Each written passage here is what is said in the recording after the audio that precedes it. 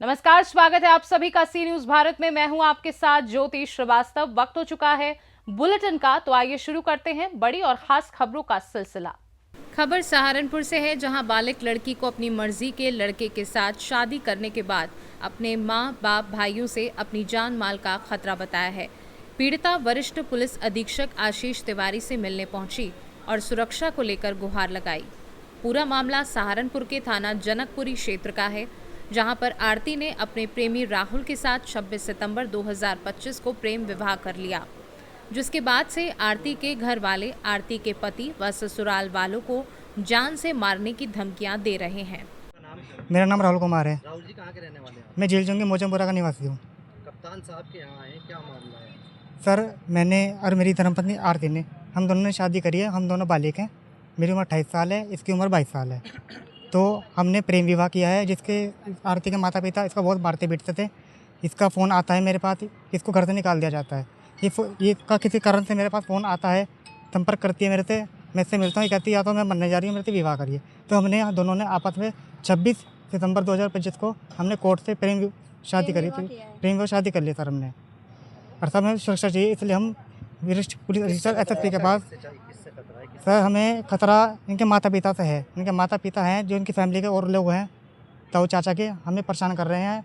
उन्होंने महावत सदर थाना कोतवाली में हमारे खिलाफ कंप्लेंट करी है, मेरे परिवार के खिलाफ, कि हमारी लड़की को अगवा करके ले गया। देखो, हमें नहीं पता क्या मुकदमा है क्या नहीं है, पर मुझे अगवा लेकिन नहीं किया गया है।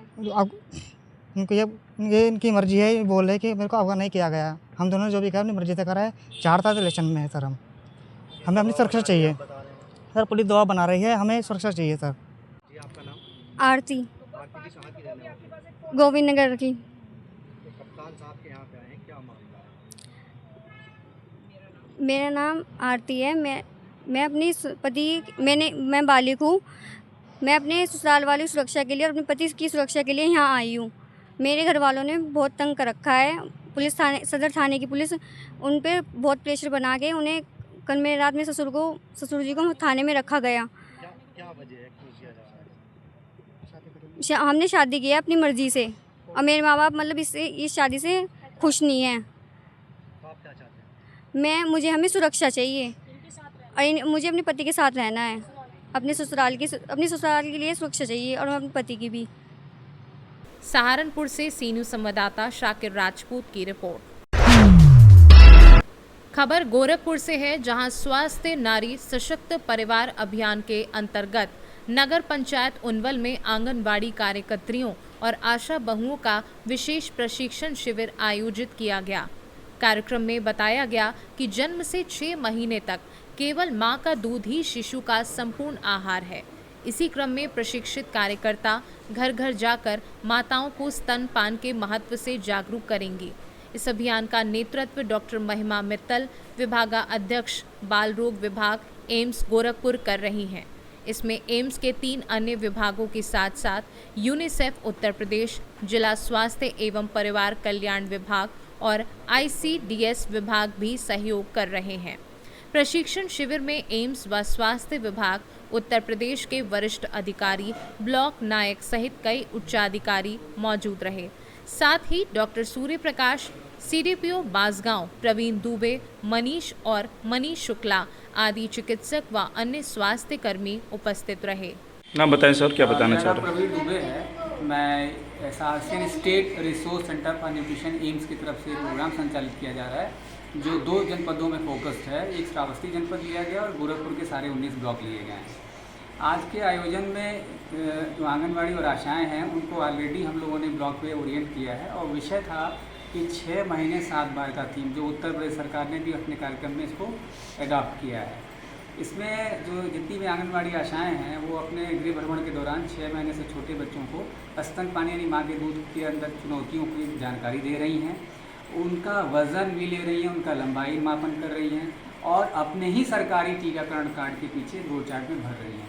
तो ये वार्ड जाएंगी आंगनबाड़ी कार्यकर्ता केवल अपने सेंटर पे ही करेंगे? जितने भी उनके क्षेत्र के बच्चे हैं नवजात, उनके घर में भ्रमण करेंगी, उनका लंबाई मापन होगा, उनका स्तनपान का चुनौतियाँ जितनी हैं, जैसे दूध पिलाने में परेशानी, किसी माँ को दूध नहीं हो रहा उसकी परेशानी, डिब्बा बंद नहीं दूध देना है, जानवर का दूध नहीं पिलाना है, 6 महीने तक केवल माँ का दूध देना है, ये सारी विधाएँ बताएंगी। यहाँ तक कि वो ये भी बताने वाली हैं कि किसी माँ के स्तन में कोई घाव या परेशानी है दूध पिलाने में तो उसकी भी मदद करेंगी। और इसमें एम्स से हमारे जो मुखिया डॉक्टर महिमा मित्तल वो और यूनिसेफ के लोग और कम्युनिटी मेडिसिन विभाग के, गायनिक विभाग के लोग भी सहयोग कर रहे हैं। और ये पायलट करके हम प्रदेश में दिखाएंगे कि हमने स्तनपान में जो मदद की है उससे बच्चों के वृद्धि में क्या फ़र्क पड़ा है।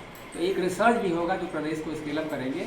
और ये हमारे गोरखपुर के लिए गौरव की बात है कि ये गोरखपुर जनपद को ही चुना गया है और ये पूरे प्रदेश को एक रोल मॉडल देगा। और उसमें भी उनवल भी हमारा भाग्यशाली है कि उनवल को हमने इस सेक्टर को चुना जिसमें हम ये चीज़ करने जा रहे हैं। हमारे साथ एम्स के डॉक्टर साहब भी हैं। तो ठीक है, थैंक यू सर। डॉक्टर साहब, आपके द्वारा किस कैंप लगाया गया है? अब तक कितने लोग आए आपके कैंप में, कितने लोगों का जाँच हुआ? देखिए, ये कैंप जो प्रधानमंत्री जी का अभियान था, स्वस्थ नारी स्वस्थ सशक्त परिवार अभियान, उसके अंतर्गत लगाया गया। हम लोग ये 17 तारीख से कैंप लगा रहे हैं। और इस कैंप में आज महिलाएं कुछ कम आई हैं क्योंकि आज कुछ अष्टमी का व्रत था, उस वजह से नवरात्रि को लेकर जी, लेकिन आज हमारी संख्या लगभग 100 के करीब पहुंच रही है। और इसमें हम लोग 17 तारीख से लगातार कर रहे हैं। जैसा कि सर ने बताया, इसमें ज़्यादा फोकस महिलाओं के स्वास्थ्य पर ही है। और इसमें हम लोग बेसिक ओरल कैंसर की स्क्रीनिंग, ब्रेस्ट कैंसर की स्क्रीनिंग और सर्वाइकल कैंसर की स्क्रीनिंग कर रहे हैं। हम लोग सर्वाइकल कैंसर की स्क्रीनिंग के लिए जो पैप्समियर होता है, नीचे से जांच ली जाती है महिलाओं की, वो कर रहे हैं। उनका सारा सैंपल हम लोग एम्स ले जाते हैं। उस सैंपल में जिस सबको रिपोर्ट उनके व्हाट्सएप पे भेजी जाती है और जिनका भी पॉजिटिव आता है उनको हम लोग कॉल करके अपने यहाँ एम्स में फॉलोअप के लिए भी बुलाते हैं, कंफर्म करने के लिए, जैसा कि सर ने कहा। और उसके अलावा जो अदर एनसीडी के लिए स्क्रीनिंग है, जैसे बीपी है ना, शुगर है, हीमोग्लोबिन है, उसकी जांच भी हो रही है। और हमारे साथ एम्स की, जैसे मैं कम्युनिटी एंड फैमिली मेडिसिन से हूँ, डॉक्टर सूर्यांश पाठक, ऐसे ही हमारे गायनी विभाग से, हमारे साइकेट्री विभाग से, हमारे डेंटल के भी डॉक्टर आए हुए हैं। उन जांचों को करने के बाद वो डॉक्टर उसका असेसमेंट भी करते हैं, महिलाओं को देखते भी हैं और जो भी उनको एडवाइस देनी होती है वो हम करते हैं। मेरा नाम माया मौर्य है। आज गोद भराई के कार्यक्रम में और आपके सारे अधिकारी हुए, इसके बारे में क्या कहना चाहेंगे? आज संभव अभियान के तहत यहाँ पे एक गर्भवती महिला का गोद भराई किया गया है, जिसमें समस्त आंगनबाड़ी, आशा, सहायिका और एम्स से और हमारी सुपरवाइजर सुनीता शुक्ला सभी लोग उपस्थित थे। इस महिला को खान पान के और कितनी तरह की जांचें होती हैं, कितना उनका वजन वृद्धि होना है, कितना उनको मतलब दिन में 2 घंटे सोने के लिए और अपने प्रसव के समय क्या तैयारी की जानी चाहिए, इस सब चीज़ों को सलाह दिया गया है।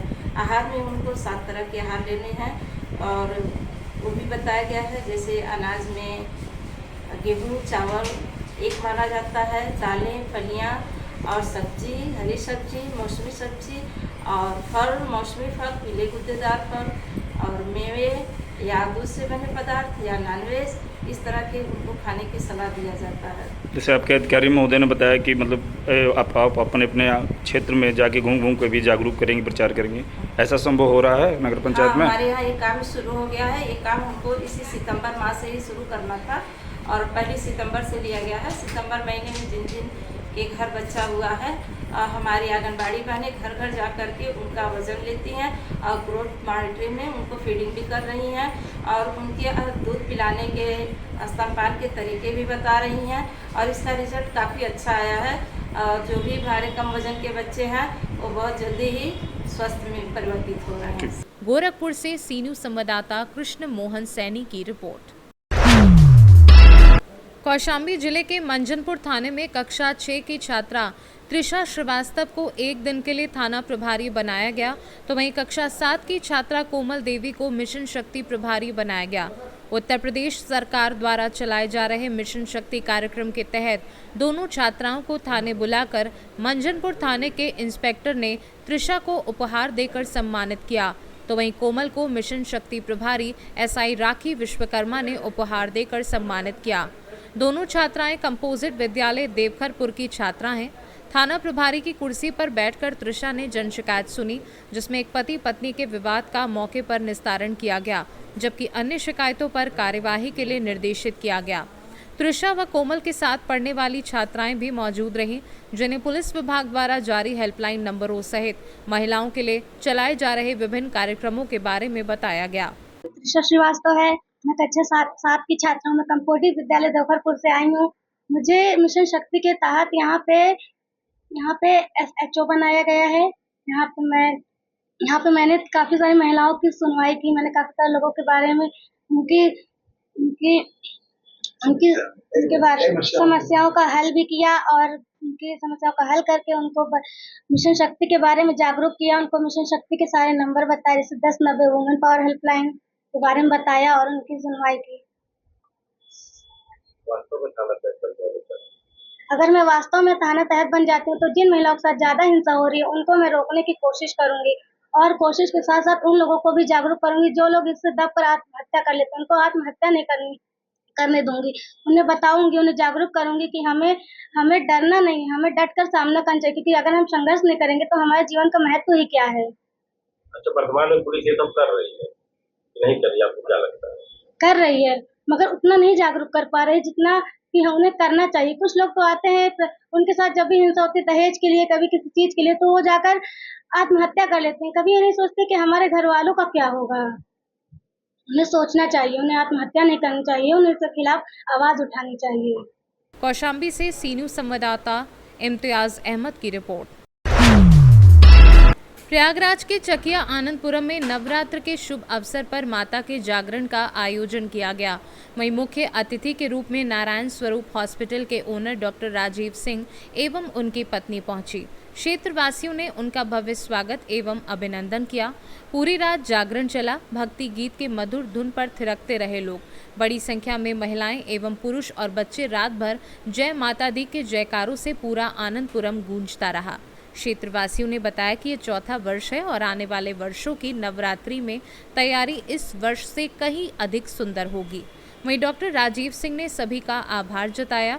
खासकर इस जागरण में जिन लोगों ने मेहनत की उन सभी को धन्यवाद एवं अपना आशीर्वाद दिया। डॉक्टर साहब, चकिया आनंदपुरम में आज क्या कुछ भव्य कार्यक्रम किया गया है और किस उद्देश्य से आपको यहाँ पर आमंत्रित किया गया है? सबसे पहले तो माता रानी की जय, माँ दुर्गा मैया की जय। माँ दुर्गा मैया का नवरात्र के इस पावन अवसर पर, पावन समय में चकिया मोहल्ले में यहाँ के जो मोहल्ले वासी हैं, जो भक्तगण हैं, बड़े भाव, बड़े मन से, बड़ी भक्ति भाव से उन्होंने भव्य चौकी का, भव्य माता के जागरण का, यहाँ पे पूरा भव्य गीत भक्ति भाव के साथ यहाँ पे जागरण चल रहा है, नवरात्र चल रहा है, जिसमें पूरे मोहल्ले के लोग मिलकर के इस प्रोग्राम को कर रहे हैं और पूरा सारे बच्चे, बुजुर्ग, महिलाएं सब उमड़ पड़े हैं और इतने भक्ति भाव में, माँ के भजन में, माँ के भक्ति में झूम रहे हैं कि देख करके आनंद आ रहा है, मन प्रफुल्लित हो रहा है। और माता रानी से यही प्रार्थना है कि माता रानी सभी भक्तों को उनकी मनोकामना पूर्ण करें, उन्हें उत्तम स्वास्थ्य दें, उनके बच्चों, उनके परिवार को उज्जवल भविष्य दें और सभी भक्तों को लंबी उम्र प्रदान करें। बोलो माता रानी की जय। डॉक्टर साहब, एक सवाल और, जैसा कि देखा जाता है कि अब की जो नई जनरेशन है वो अपनी संस्कृति को धीरे धीरे भूलती जा रही है, तो इस तरह के आयोजन से, इस तरह के कार्यक्रम से, इस तरह के जागरण से क्या उनके अंदर एक नई जिज्ञासा, एक नया प्रकाश पहुंच रहा है? बिल्कुल बिल्कुल सही कह रहे हैं। जो नई जनरेशन है, माना कि वो आज जेनजीज की है, मोबाइल का ज़माना है, टेक्नोलॉजी का ज़माना है, बहुत तेज आगे बढ़ने का ज़माना है, लेकिन जो उसके जस्ट पहले की जनरेशन है, जो ये जनरेशन यहाँ बैठी है, वो उन्हें अपने इन नए जनरेशन को भूलने नहीं देगी। वो इसी तरह का जगराता, इसी का नवराता करके उनमें अपनी भारतीय संस्कृति, भारतीय सभ्यता को पहुँचाती रहेगी। और यहाँ पे आज देख करके लग रहा है कि इतने यंग बच्चे, यंग लड़के, यंग लड़कियां जो कम उम्र के हैं वो झूम रहे हैं भक्ति भाव से। तो बिल्कुल इस तरह के कार्यक्रम होते रहने चाहिए जिससे ये बच्चे हमारे भारतीय संस्कृति को समझे, जाने और उसमें इन्वॉल्व हों, उसमें समाहित हों। एक आखिरी सवाल डॉक्टर साहब, जिन लोगों ने लगातार इस जगराता माता की रानी की चौकी के लिए लगातार विगत कई महीनों से दिन रात एक कर इतना भव्य कार्यक्रम किया है, उन तमाम मेहनतकश लोगों के लिए क्या कुछ संदेश देंगे? मैं बिल्कुल उन्हें सबसे पहले तो बहुत बहुत धन्यवाद करता हूं, उन्हें प्रणाम भी करता हूं कि उस पूरी टोली, पूरी कमेटी इस जगराता की जो मिल करके माता रानी को यहाँ स्थापित किया है, अवतरित किया है, ऐसे लग रहा है जैसे बिल्कुल दिव्य रूप में माता रानी यहाँ उतरी थी। ये भाव उन सभी बंधुओं को बहुत बहुत साधुवाद, बहुत बहुत धन्यवाद। और सच कहूँ तो उन्हें मैं प्रणाम करता हूँ, नमन करता हूँ और धन्यवाद करता हूँ। डॉक्टर साहब, आखिरी सवाल, जैसा कि लगातार आप देख रहे हैं कि आज नवरात्र का लगभग 6वां दिन या 5वां दिन, 7वां दिन है, माफ़ करिएगा, 7वां दिन है। इसे लेकर के अपने प्रयागराज वासियों के साथ साथ समस्त देश की जनता को किस तरह का संदेश देना चाहेंगे? बिल्कुल, आपके चैनल के माध्यम से मैं कहना चाहूँगा कि हमारा प्रयागराज तो वैसे ही एक धार्मिक नगरी है, सांस्कृतिक नगरी है। पूरे देश क्या, पूरी दुनिया में अभी कुछ महीने पहले महाकुंभ का आयोजन हुआ और पूरी देश, पूरी दुनिया के लोग उमड़ पड़े थे। और यहाँ के लोगों ने, सबसे बड़ी बात, जो यहाँ के निवासी हैं, उन्होंने जिस भक्ति भाव से सभी अतिथियों का, सभी बाहर से आने वाले लोगों का स्वागत किया, उन्हें संगम तक पहुंचाने में जो उनसे बन सकता था वो सहयोग किया, वह अपने आप में अद्भुत था, अकल्पनीय था, अतुलनीय था। उसी के तहत यह जो नवरात्र का सीज़न आता है, जो दशहरा का सीज़न आता है, इसमें भी हमारा प्रयागराज उसी रूप में लगातार लगभग 1 महीने से एक मोहल्ले में गाइडलाइन के तहत सरकार के द्वारा, यहाँ के प्रशासन के द्वारा निर्धारित उस पर यहाँ पे दशहरे का आयोजन होता है। यहाँ चौकियाँ निकलती हैं और उसमें मेले लगते हैं और पूरे उस मोहल्ले के लोग सामूहिक रूप से सम्मिलित होते हैं, उसमें इन्वॉल्व होते हैं और भक्तिभाव से, और एक भी कोई घटना नहीं होती, कहीं पे भी कोई भी घटना नहीं होती। भाईचारे का एक बहुत अच्छा संदेश जाता है।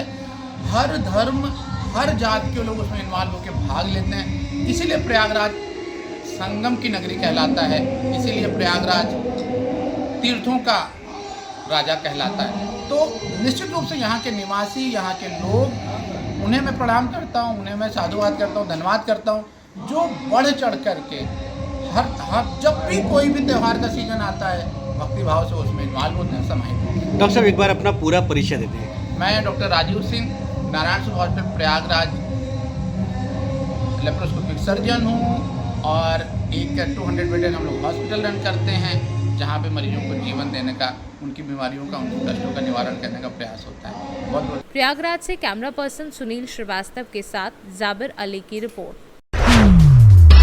खबर उन्नाव से है, जहां पुलिस और हिस्ट्री शीटर के बीच मुठभेड़। हिस्ट्री शीटर के पैर में लगी गोली, चल रहा इलाज। बीती देर रात पुलिस ने लगा रखी थी वाहन चेकिंग। पुलिस को देखकर भागने लगे कार सवार। पुलिस ने रोकने का किया प्रयास तो किया फायर। जवाबी कार्यवाही में हिस्ट्री शीटर के पैर में गोली लगी है। घायल हिस्ट्री शीटर धीरज पर 17 मुकदमे दर्ज हैं। हिस्ट्री शीटर के साथ एक अन्य आरोपी विजय भी गिरफ्तार हुआ है। बिहार थाना क्षेत्र के अकवारा नहर पुलिया पर यह मुठभेड़ हुई है।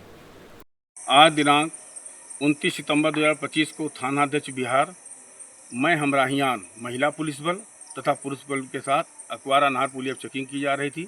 12 सगवर की तरफ से सफ़ेद रंग की कार आते हुए दिखाई पड़ी। संदिग्ध प्रतीत होने पर टार्च मार के रोका और टोका गया। उसमें 2 व्यक्ति सवार थे, दोनों गाड़ी आगे भगा कर खड़ी करके भागने लगे। एक व्यक्ति ने पुलिस पार्टी पर जान से मारने की नीयत से फायर किया। आत्मरक्षार्थ पुलिस बल द्वारा भी फायर किया गया, जिसमें एक व्यक्ति के पैर में गोली लग गई। दोनों व्यक्तियों को मौके पर पकड़ लिया गया। एक व्यक्ति के पास से 1 अदद कट्टा 315 बोर, एक जिंदा कारतूस तथा एक खोखा कारतूस बरामद हुआ। नाम पता पूछने पर एक व्यक्ति ने अपना नाम धीरज रावत तथा पुत्र सुरेश तथा दूसरे ने विजय रावत पुत्र राजू बताया। पता लगाने पर पता चला कि धीरज रावत के विरुद्ध 16 मुकदमे तथा विजय रावत के विरुद्ध 10 मुकदमे पंजीकृत हैं। घायल धीरज रावत को CSC रवाना कर दिया गया है। CSC रवाना कर दिया। मौके पर UP 35 BY 2378 कार भी बरामद हुई है।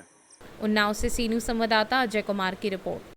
फिलहाल के लिए इस बुलेटिन में बस इतना ही। देश दुनिया की बाकी खबरों को जानने के लिए आप देखते रहिए सी न्यूज भारत।